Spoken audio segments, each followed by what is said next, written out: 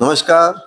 मी उद्गार चॅनलचं इथं स्वागत करतो की ते वेळोवेळी मला प्रोत्साहन देतात आणि मी माझी मन की बात उद्गार चॅनल के पास बोलते रहता हूँ.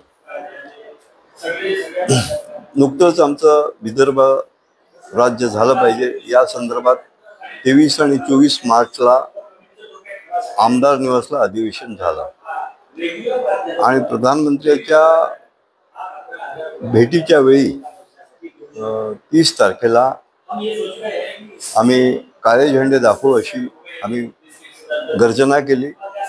कमिशनर ऑफ पोलीस यांनी पण आमची विनंती अर्धवट मान्य केली आणि नंतर सकाळी आम्हाला सगळ्यांना अटक करण्यात आली. 43 कार्यकर्त्यांना अटक करण्यात आली आणि आम्हाला त्यातनं उपलब्धी ही झाली की आमचा आवाज पूर्ण विदर्भात गेला. मुख्यमंत्र्यांची किंवा प्रधानमंत्र्यांची आमच्या आंदोलनाची दखल घेतली की नाही घेतली हा प्रश्न अनॲन्सर्ड आहे, याचं उत्तर नाही.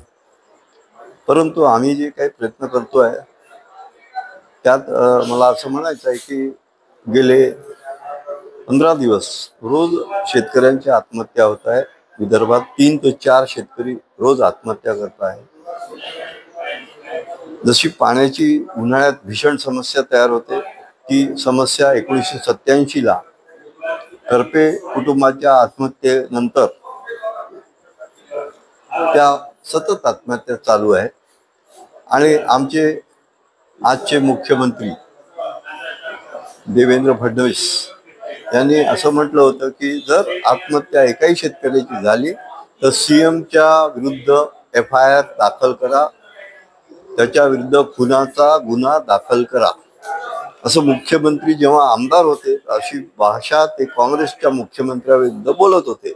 मग आज आत्महत्या होतात आहे त्याच्यावर या सीएमच्या विरुद्ध गुन्हा पोलीस कमिशनर आमच्याकडनं घेतील काय?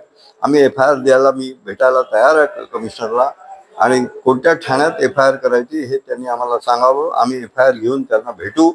आमच्याबरोबर आमची टीम राहील विदर्भात्यांची आणि त्यांनी तो गुन्हा दाखल करून घ्यावा आजच्या मुख्यमंत्र्यावर. त्याच्यात अजित पवारही आले, त्याच्यात एकनाथ शिंदे आले. आणि हे कारण असं की आज जे मुख्यमंत्री आहेत ते 2010 मध्ये आमदार होते आणि आमच्या चळवळीत सामील होते.